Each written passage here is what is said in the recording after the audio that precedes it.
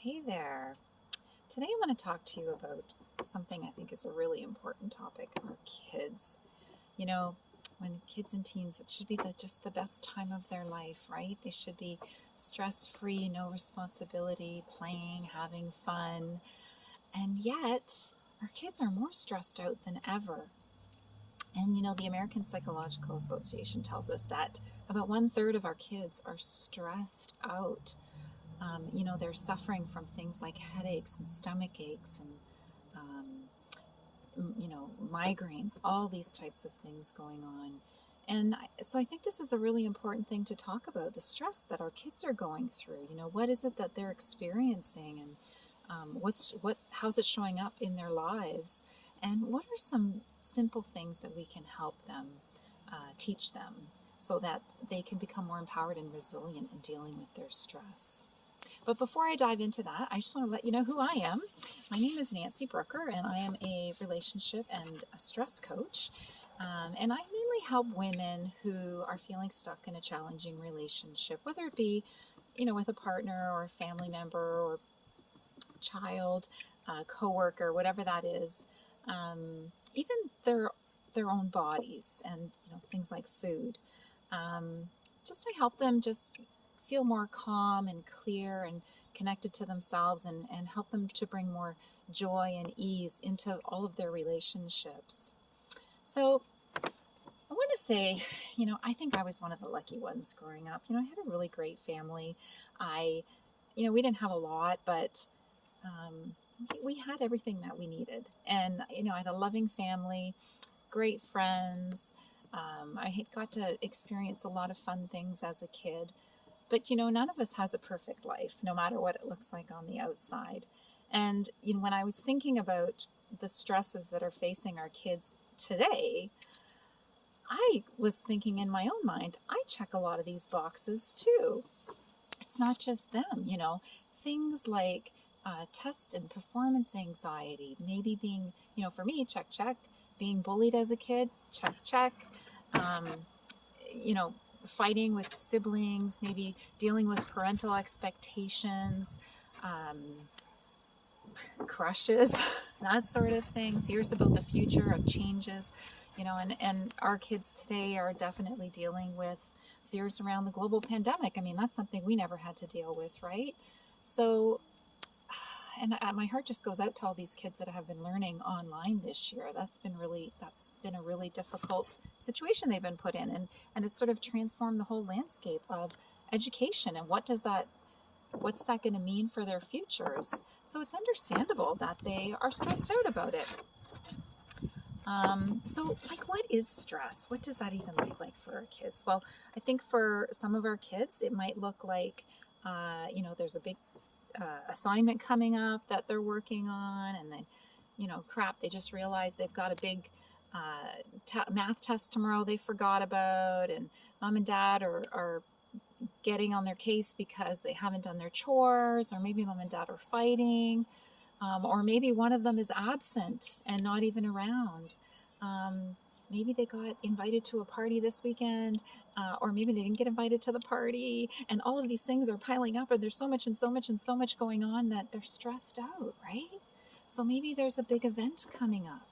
Maybe they've got too many things going on at once. They've got a big decision to make. Maybe there are just a lot of things happening, like what I just described, or maybe there's something actually scary and, some real threat in their life that they're having to deal with too. And now, I don't know anybody, maybe you do, I don't know anybody who really can't relate to having stress in their life or having any of those categories in their life. But, I think stress, sometimes, we've talked about this, gets a bad rap. It's not all bad. Some stress can be, the right level of stress can be good. It can actually elevate our performance if we have the right amount. We can actually do better. Um, it can, sometimes it can really push us to be the best version of ourselves. But when it gets to be much, it's too much, right? Our energy gets low. We start to feel forgetful, disorganized, discouraged. Maybe we start to have physical symptoms, digestive issues, sleep issues, all the same sorts of things that adults have as a stress response. Really, the kids will have the same sort of response. We're all human, right? And definitely, you might even add something else to that list. Maybe there's something that I didn't even mention. So I want to give you a few tips to help you help your children. There's really two ways to change your emotions quickly, to move out of stress quickly.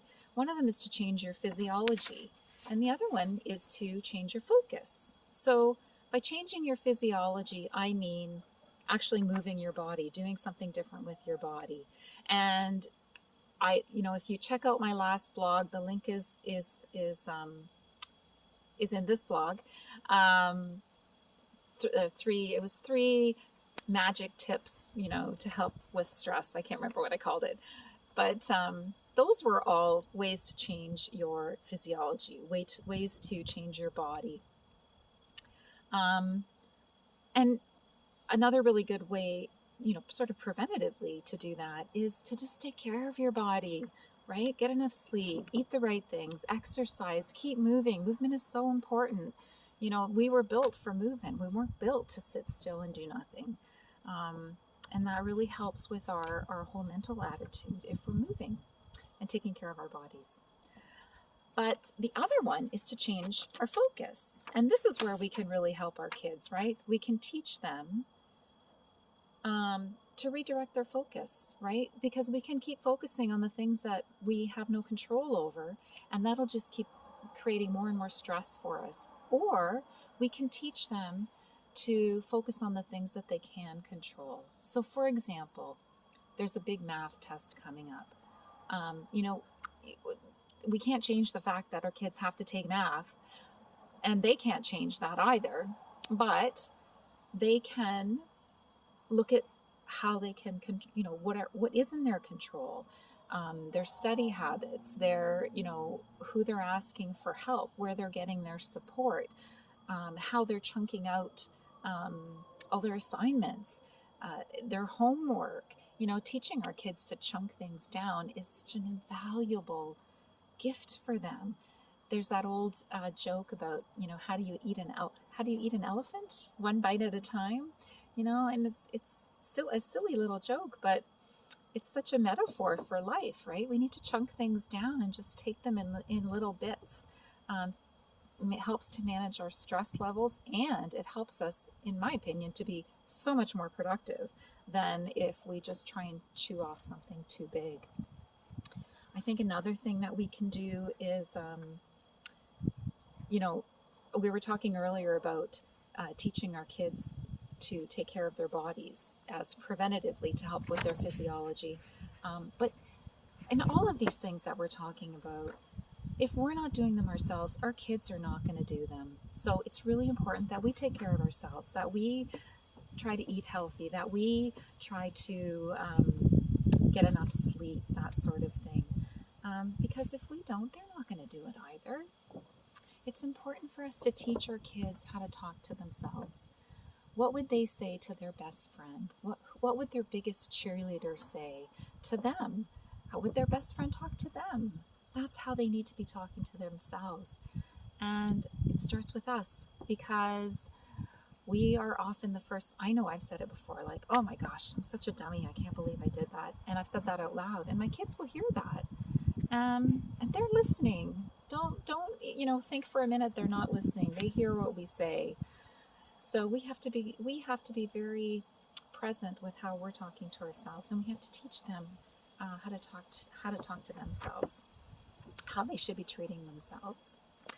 So I guess the other thing is, they should be letting them know that it's okay to talk to an adult or some other trusted person.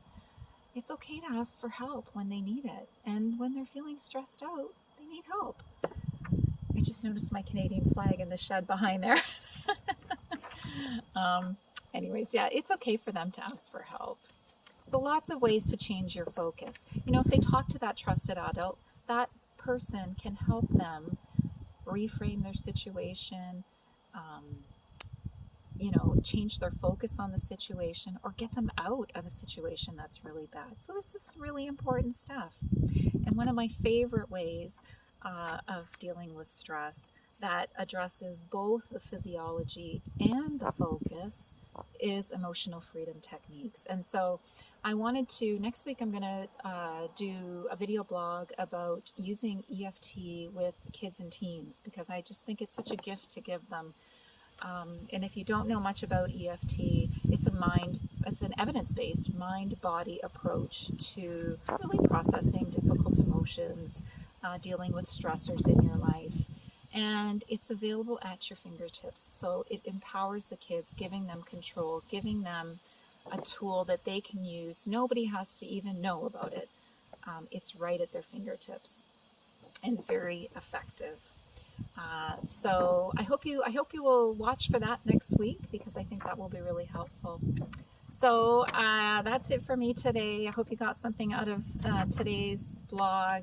And if this was helpful to you, I'd love for you to join me on my Facebook page, Living in Yes, or I'm also offering a really great deal right now on EFT sessions as I do my advanced practitioner. And I do work with kids as well, kids and teens. And it's a great opportunity because you get all my years of relationship and stress coaching all wrapped up into an advanced EFT session. So I would love for you to take advantage of that too. So that's it for me for this week. It was great chatting, and I will see you again soon.